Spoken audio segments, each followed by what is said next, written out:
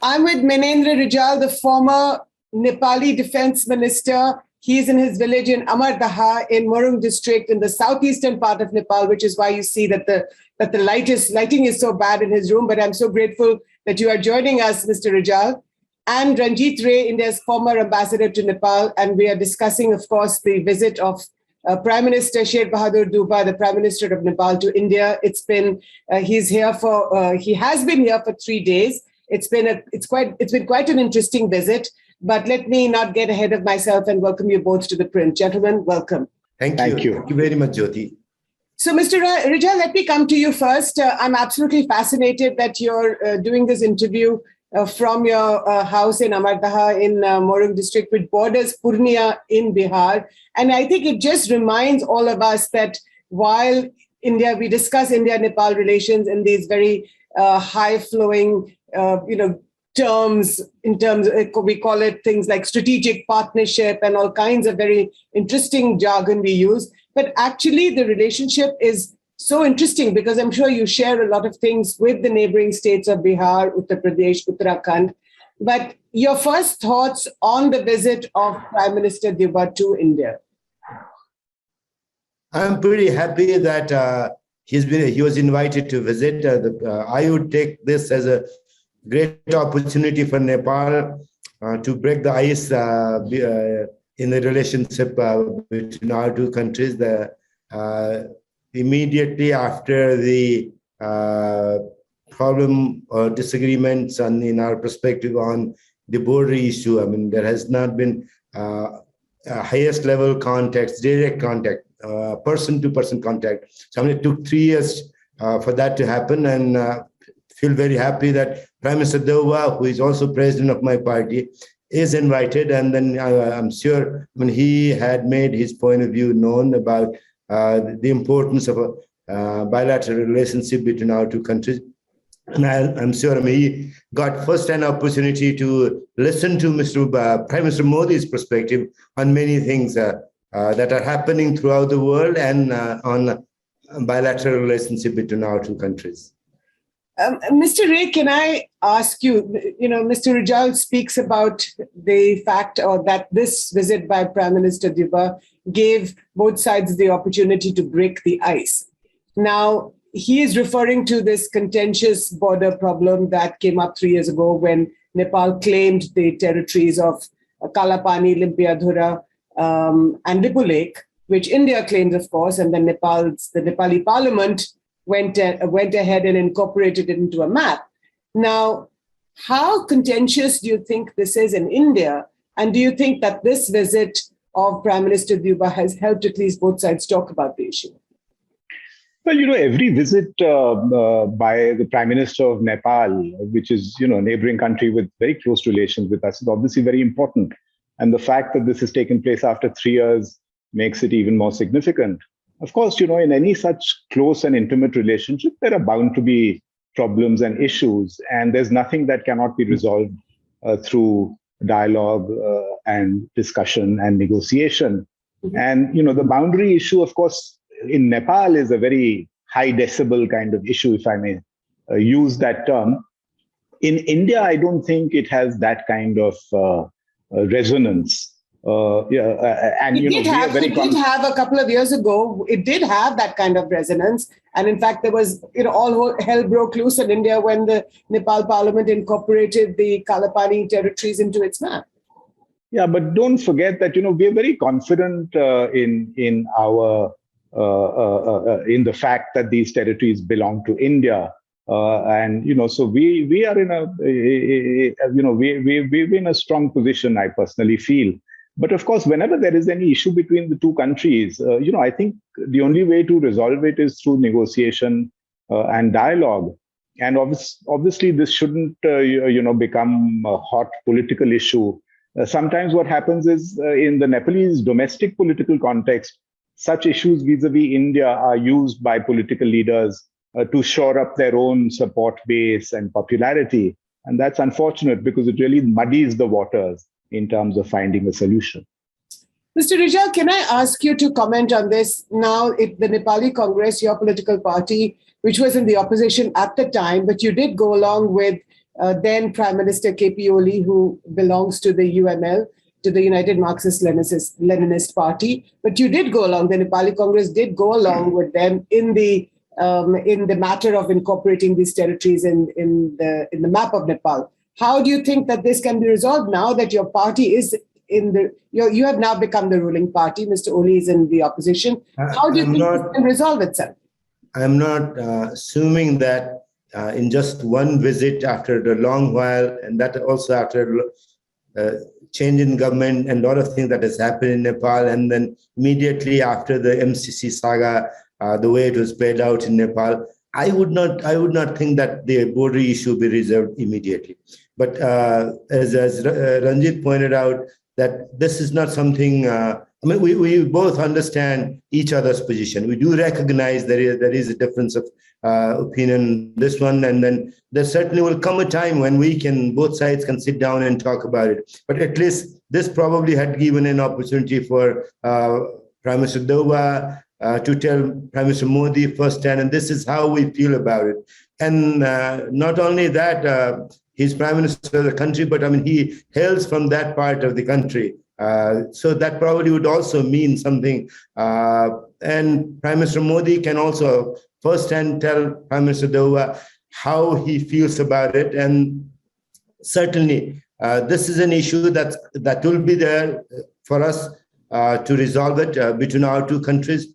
It probably will take time, but certainly it does enormous good for both sides to explain each other's position and help each other understand the perspective one country or the other is taking on the matter. That's one. Second, we all do recognize that bilateral relationship between our two countries is so important. One issue cannot derail it. The many, many, many things that so close and cordial relationship between our two countries. As you rightly pointed out at the outset of the interview, that I'm representative of a place where people do not really know the physical border. The border is there, and that's kind of virtual border for many of them.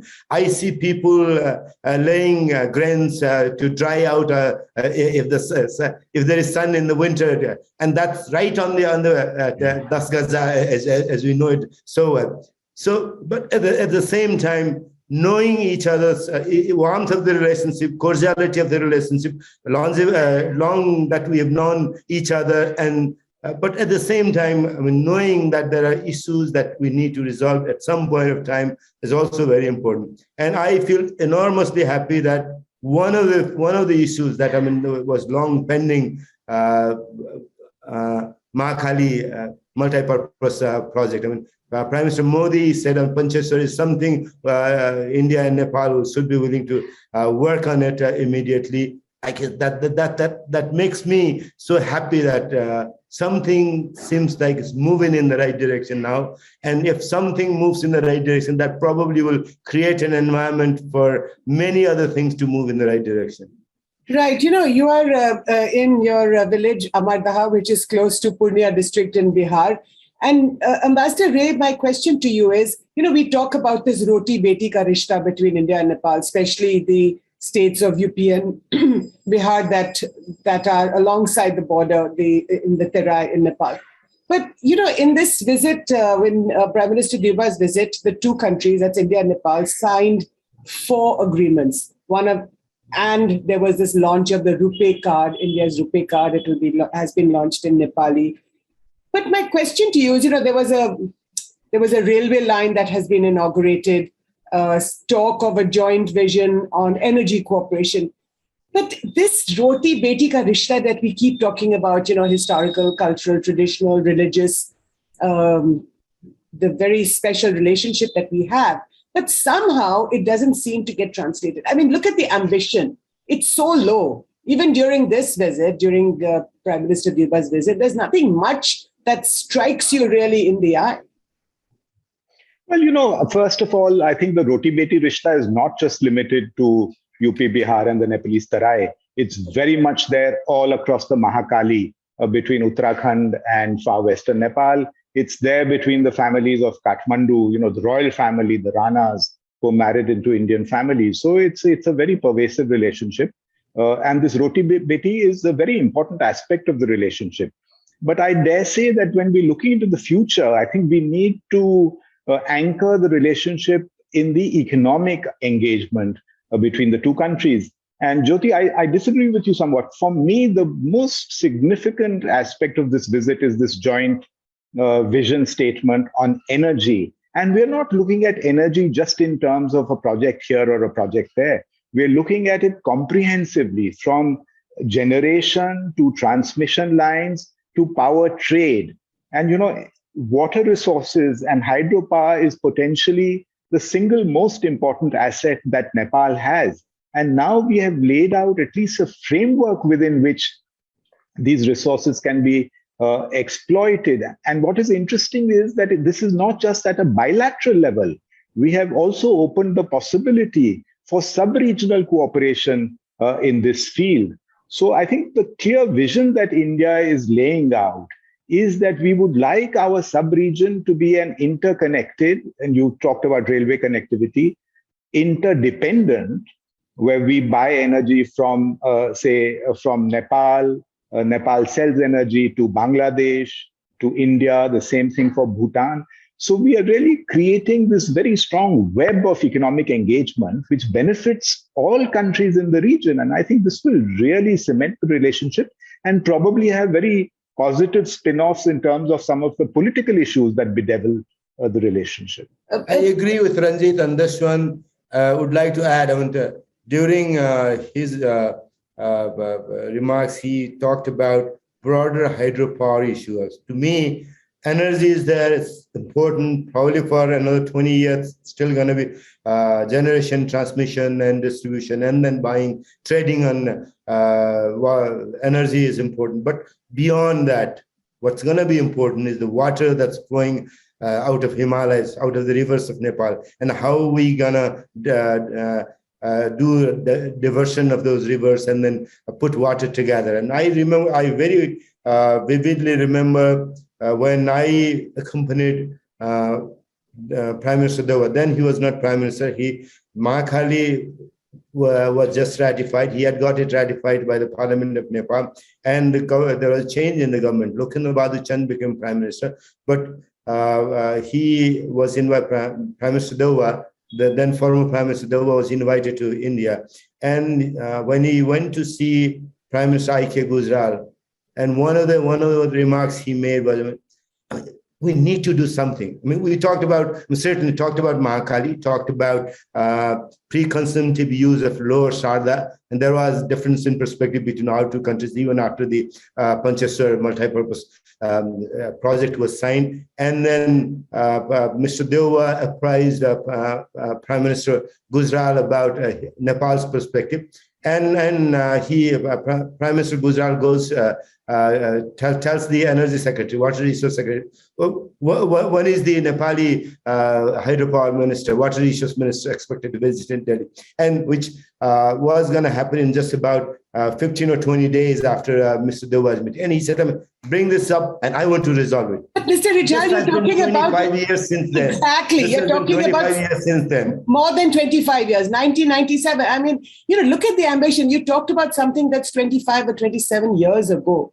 And today, 27 years ago, we ratified it, right? And we've been talking, almost been 25 years. We've been seriously talking about it. And now it had gone to the back burner. And now it has come back again. How seriously can you keep between our two countries? But Mr. Rijal, how seriously can I, as a citizen of India, how seriously can I take this? This question is to both you and to Ambassador Rae. Yeah, go ahead, Ranjit. Mr. Rae? Yeah. So, I personally feel that this is a strategic project. It will not only bring enormous benefit to Uttarakhand and far western Nepal, which is really the most impoverished and backward part of Nepal, but India. It will change, the far western Nepal. Okay. But this will change the dynamics of India-Nepal relations. And just look at the way the costs have exploded. From 8,000 crores in 1995-96, it went up to 38,000 crores in 2015. And now we are 7 years down the lane. down the line. So you can imagine what the cost now is. And look at the opportunity cost. Look at the benefits we have foregone. And what are we quibbling about? The existing consumptive uses of water. So surely we should have a much larger political strategic perspective to resolve these issues. If it's a question of India being a little more generous in terms of financial resources, we should do it, because this project is far more significant than rupees and paise involved. So, Mr. Rijal, the question to you is that, projects or strategic projects like this, which are mutually beneficial, often get caught up in political issues, whether it's a sovereignty issue. I mean, I hear a lot of Nepalis also saying that this is Nepal's water. Why should India be able to utilize this water and, sort of convert electricity out of it?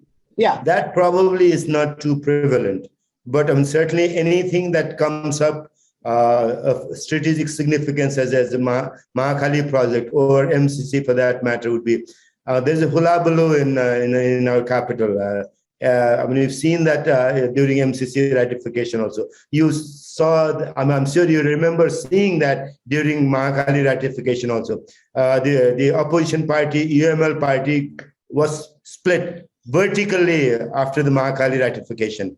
And there was change of government, and one of the issues that was at the forefront in the change of the government was Mahakali Treaty. So I do understand the political ramifications of all these things, but more importantly, as Ranjit pointed out earlier, the economic dimension of relationship between our two countries, is very important. And if we can move a few miles along that direction, that probably is going to create a very, very good environment which we can build on. And besides politics, one more thing I should point out. Postal roads are important in my constituency. One of the things that's happening is we're constructing postal roads. It's been delayed, and you both know it so well. India had proposed to help us with that, and it took such a long time because of the project delay. And now still, we're working on the construction of postal roads. And this is also, very important because it goes through the southern part of the country, and where poverty is pretty rampant as interior villages in the hills and mountains of the country. Yes. So there are things, just because we do not know how to do it between our two countries, project gets delayed, and that creates bad name for both the countries in each other's capital.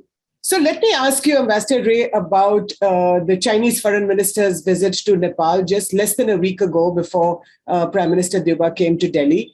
And the foreign minister who had actually gone from Delhi to Kathmandu, Mr. Wang Yi, handed over, or at least virtually handed over, the Pokhara International Airport to Prime Minister Deuba in the Baluwata residence, in the Prime Minister's residence in Kathmandu.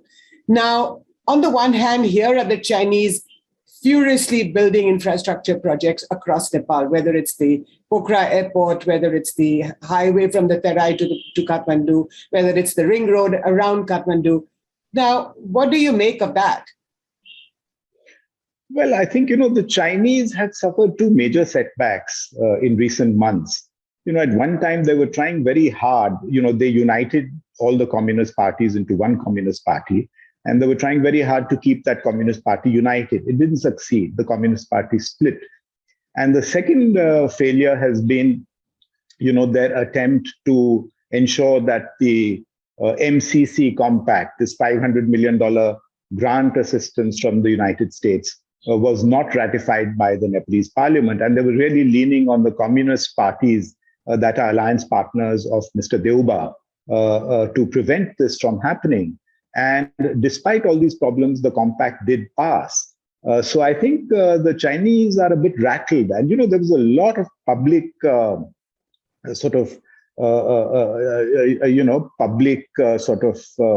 spat between the US on the one hand and China. So I think Wang Yi basically came to, make an assessment about where Nepal was headed, and, engaged with everyone. And of course, they are doing several infrastructure projects, but India is also doing many, many infrastructure projects. The problem from my perspective is Chinese getting involved in domestic politics. And I think they've had a taste of this in recent months. And I think the Chinese are also a little worried about this US-China contestation for influence worldwide and how it's playing out in this Himalayan country, Nepal, which people forget, but Nepal also borders China, and there's this whole Tibetan issue as well. Mr. Rijal, the question to you: do you think that the Chinese are rattled by the 500, not just by the MCC compact which has passed, which is the $500 million developmental grant, but do you think that it's rattled by perhaps the fact that it believes that Nepal was part of its sphere of influence, considering that you share a common border? And I should just point out that perspective of Delhi and perspective of Kathmandu on Nepal-China relationships different. So I should not go beyond the parameters within which Nepali thinks or should be commenting on. But certainly, Chinese foreign minister's visit was very important. But there are 9 projects. There are 9 projects we have asked for China to consider on DRI, and one of them is transmission line from Galsi, Rashwagadi to Kerun. And he agreed to look at the feasibility of that. I was hoping that, if he could have come and say, well, we'll propose same conditionalities as MCC has and help you to build that. But it didn't happen. So I would not read too much into the visit that has happened. But at the same time, after the monarchy was gone, certainly Chinese have taken a little more interest in the political parties' affairs than in the past, which probably is not very strange. This does happen. But again, Nepal, I consider my country very fortunate because of the economic development that's happening between in both the neighbors, in India and in China, and at the same time the economic rivalry between the US and China, and certainly competition between India and China. We should learn to tread on these ropes and then make the best out of it. I know our relationship with India is very important, but at the same time, our friendly relationship with China also is going to be there. It's going to stay, and we don't want to make our nation a pariah state. Americans are important. Any democratic country, any country that opens purse in our conditions, very important, or in conditions that's congenial for us, is very important. So, in that sense, to answer your question straight, yes, I do understand your perspective on China-Nepal relationship is different, but you are our neighbor. You are a very friendly country. Our relationship between our people-to-people relationship between Nepal and India goes back to time immemorial. Right. And our relationship with China also is important in its own way. I think that's been very frankly put. Ambassador Ray, do you have a final comment? I think this is a very welcome visit, very substantive. No, a final comment on what Mr. Rijal just said about the India-China US. Well, certainly Nepal has a different perspective. Yes, well, certainly Nepal has a different perspective from India on the Nepal-China relationship. We also look at the Nepal-China relationship from the prism of India-China relationship. So, this is quite understandable. No, but the fact that Wang Yi handed over this airport, it's like a $300 million infrastructural project. And this airport construction has been going on for a long time. I know, but the Chinese are doing... Within Nepal, this was also quite controversial at one time because the costs kind of escalated very, very significantly. So, there's nothing new in the fact that project has almost been completed. It probably, there is some more work to be done, and it was handed over.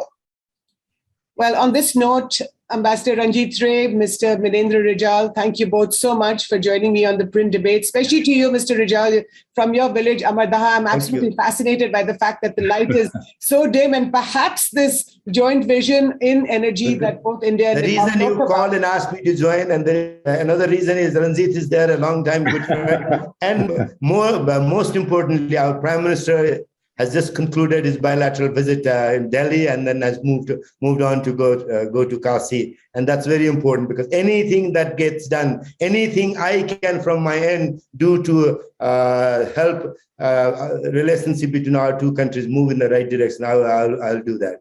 But at the same time, do my best to help people in Delhi also understand our perspective. In fact, I heard this comment from Kashi Vishwanath to Pashupatinath, I think relations between Nepal and India are so old and so contemporary. And I think that's a really beautiful way of putting it. But thank you both so much, Mr. Rijal in Morung, in Amartaha village, and Ambassador Ranjit Rae right here in New Delhi with me. Thank you so much for joining me on The Print today. Thank you, Jyoti. Thank you.